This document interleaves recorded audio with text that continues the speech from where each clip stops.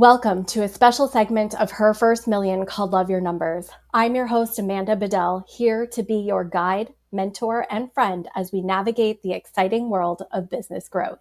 Today, we're diving deep into an essential financial aspect that is the driving force behind success in businesses. It's cost of goods sold, or COGS.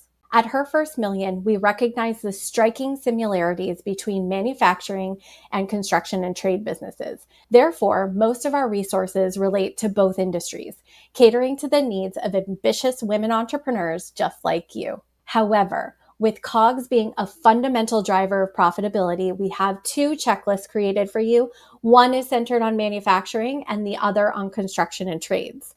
This tailored approach ensures that you gain the comprehensive understanding of COGS as it pertains to your company. Now, if you own a manufacturing or construction or trades company and find yourself grappling with financial numbers and seeking deeper insights into COGS, you've come to the exact right place. Our goal is to equip you with the knowledge and tools to navigate the financial landscape with confidence and empower you to reach your first million in revenue. COGS is your business's lifeline and the pulse to profitability. Picture this: a food manufacturer, me, starting from scratch, a single farmer's market booth, one of them, and then bootstrapping it to a wholesale manufacturing facility.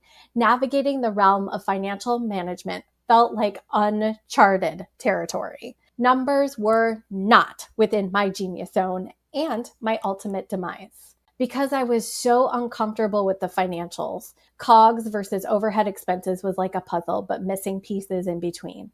It was frustrating, like a foreign language I couldn't decipher. Maybe you felt that way too. But here's the truth. You don't need to master the accounting jargon. Let's leave that to the experts. But what you must know is this: your numbers tell your business story, and you're the author of that narrative. With an understanding of what goes where, if you don't like the story being told, you get to change it. In the description of this video, find a link for a checklist of common expenses that could be categorized as COGS.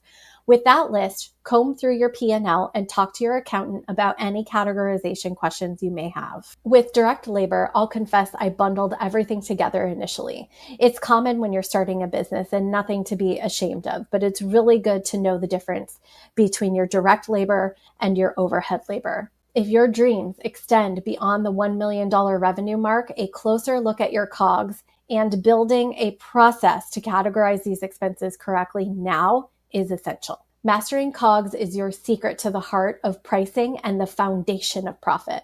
If my journey taught me anything, and it sure did teach me this: mismatch pricing versus growing costs can lead to a financial tightrope you don't want to walk. And I am determined to prevent that in your journey. So what's the bottom line? Pun intended. COGS isn't just a financial term. It's a compass steering your ship towards stability and scalability. Now go get those COGS worksheets. And as you work through it, look for ways to trim just 5% off of those costs. Every penny saved in COGS goes straight to the bottom line.